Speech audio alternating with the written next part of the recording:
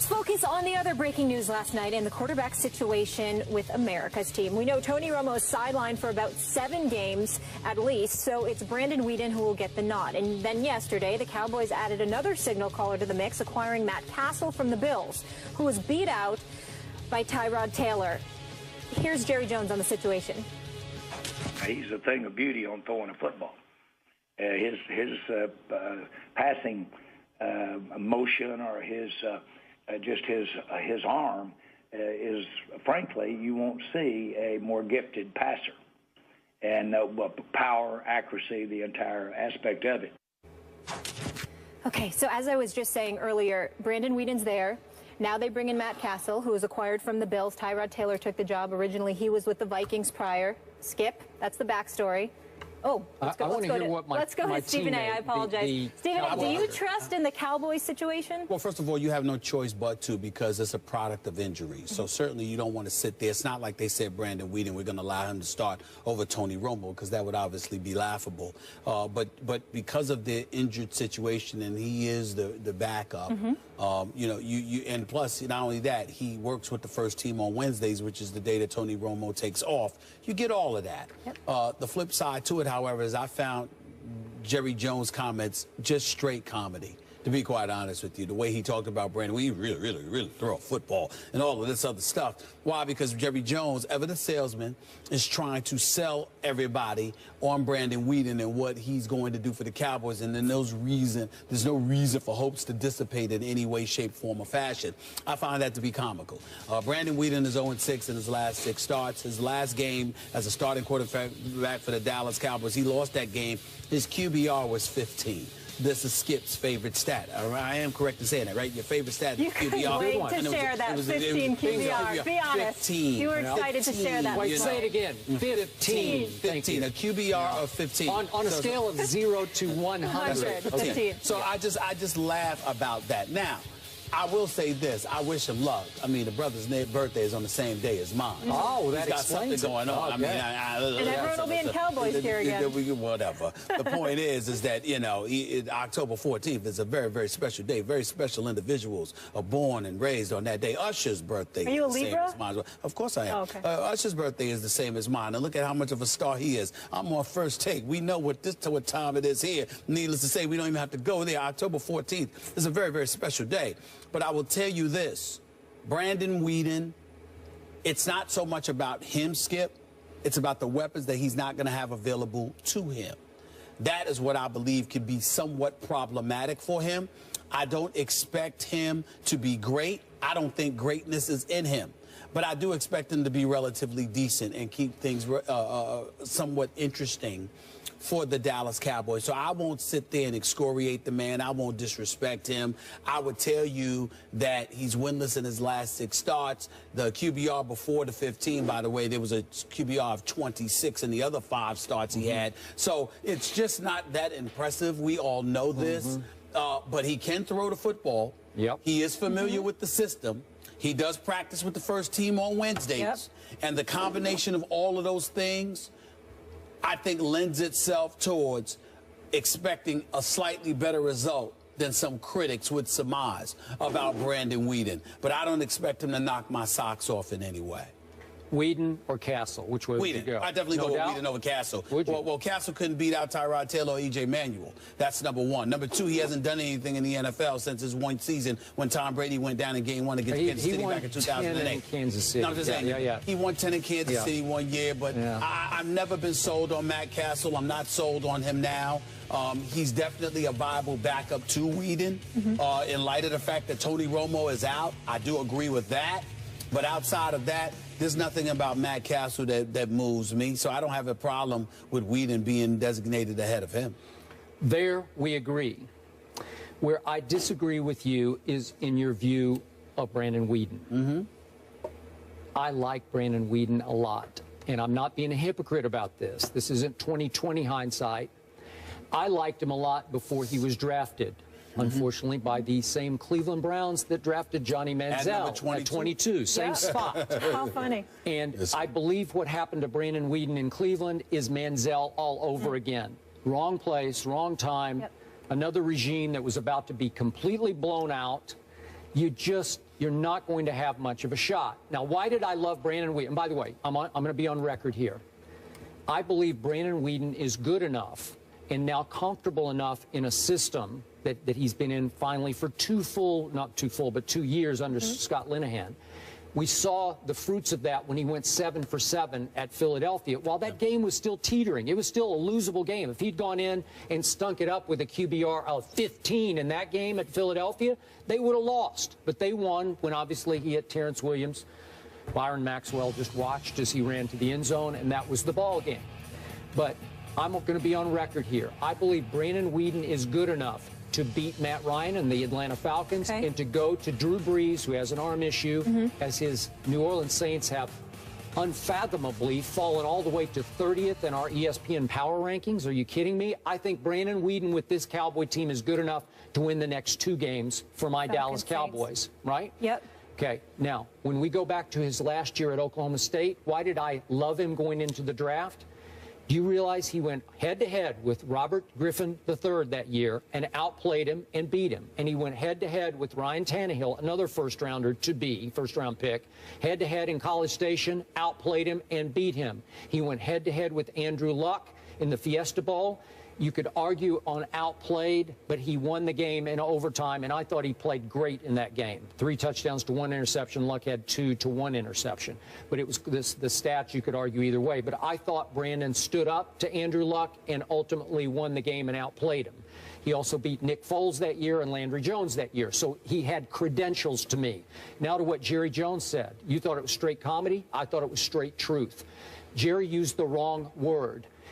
He's then not. It wasn't straight truth. Okay, you won't see a more gifted passer, said Jerry Jones. If he had used the word thrower, it would have worked, because Brandon Weeden is a gifted thrower of the football. When you talk about passer of the football, now you're talking about reading defenses, hanging in the pocket under pressure, making the right choice, getting rid of the ball, blah, blah, blah, you know, accuracy, all those things. But just on winging the football, he can make every throw, and he throws a sweet football. And by the way, your Yankees once upon a time drafted him in the 2nd round out of Edmond Santa Fe High School. Means nothing to me. He elected to go football. No, he didn't. He went to play baseball for like 4 or 5 years. Did he play for the Yankees? Yeah, he played in the minor leagues. Well, that's what I'm saying.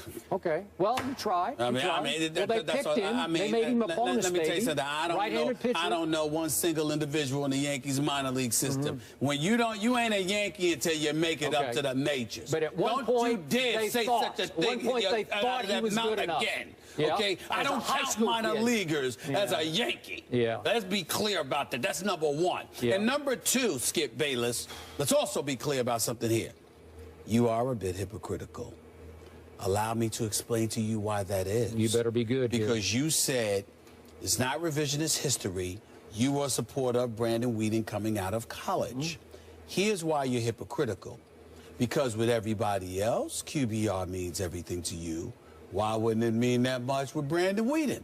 Now, I understand your explanations, but that reeks of hypocrisy, because when I see a guy with 5 starts in 2013 with a QBR that's at 24, I was wrong, I said 26, it was 24. Okay, the QBR is 24, all right? And then you follow that up with the following year with a QBR of 15, and Skip Bayless religiously lives by. I have been up here, literally on many occasions, pointing to my computer. I have been up here pointing to quarterback rating, and you have repeatedly said means nothing to me. I'm all about QBR. Am I right about that, Molly? QBR is his favorite stat. No. When I ask you a question, my dear, a yes or no will suffice. Is it not true that Skip Bayless has shoved aside quarterback ratings in favor of QBR? Yes or no, Molly? Oh my goodness! You're unbelievable. You two. Let me answer. Yes. QBR.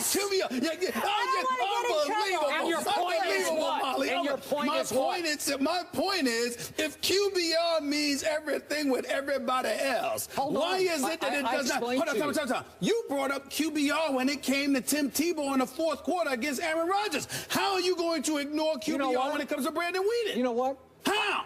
I don't have time to do this right now, but if I did look up his 4th quarter QBR in Cleveland and those rookie year starts I think you would be very impressed with it. I'm just because There's a good story in USA Today. I read from it. His current I read coordinator, it. I read it. It's Mark right here. Whipple Yeah. was his coordinator that year. Mark He's now the head coach at UMass. Mark okay? Whipple. Okay. Repeat that last name. Mark Whipple. I never heard of him, but go ahead. Go ahead. He raves about what Brandon did that year with obviously a bad football team. And he threw late passes that were dropped against Indianapolis, against Baltimore, and he took Dallas all the way to overtime at Dallas. He had some big games. He threw for 322 at Cincinnati, 364 at the Raiders.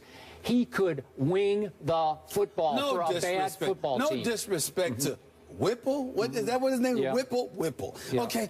No disrespect to Whipple. Where's Whipple at right now? He's the head coach at UMass. UMass.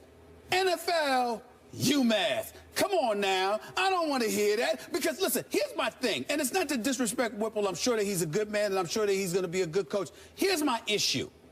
I don't take those quotes seriously because if Brandon Weeden stunk up the joint, would there be an article in USA Today of Coach Whipple talking about how he stunk? No. You just want to say something when it's something complimentary to say, or you want to sit there and pump him up. The fact remains is that most of us who have seen Brandon Weeden understand that he is a backup for a reason. And so because of that, all I'm saying is, look, he's surrounded by some good dudes who can play, who are tried and proven, especially if Jason Witten is out there. That's going to be a huge help to him this weekend.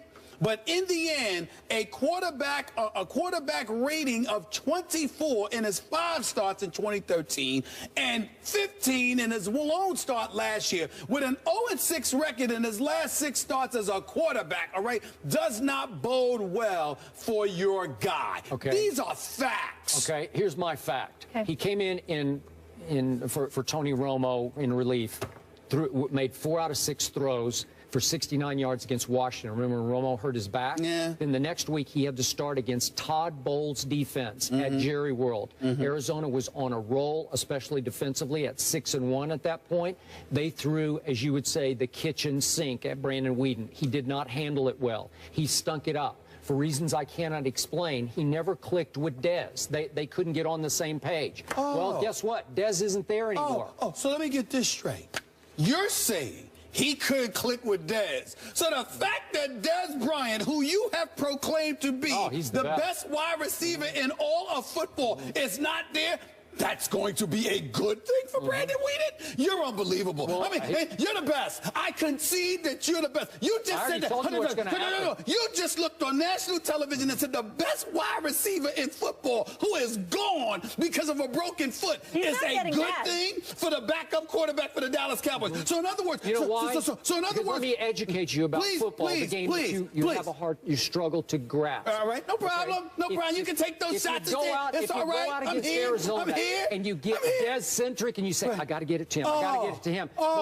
Wait, is he there? Is he there? Is he there? And you start forcing passes to him that get intercepted. That's a bad thing. Hold on, wait a minute. But if you start spreading the ball around. Who can't comprehend that? But here's the reality, Skip Bayless. If Dez Bryant is the best and Brandon Weeden has the skill sets and, more importantly, the IQ and the acumen you proclaim he has. I'm sorry. You can't figure out that they ain't got nothing to do with reps. You just finished saying last year he wasn't getting any reps. You just finished saying from a mental perspective you feel compelled to try and get to Dez Bryant. He doesn't have the intelligence, the intestinal wherewithal to sit there and say, well, you know what? I may not need to be so transparent and obvious in targeting this one receiver. I might need to get it to the open man. You trying to tell me he doesn't have the intelligence to figure that out? And you're confident in him as a quarterback of the Dallas Cowboys? 7 for 7 against the Eagles you picked to win the division. Eagles team that doesn't seem to be a team who I would not be surprised. Don't look at me. Hold on, wait a minute. Well, look, don't look at me when you're talking about the Redskins. They weren't much of a defense, according to you at the time, that he went up against them. All right? But they were killing Tony Romo. We have to take a break.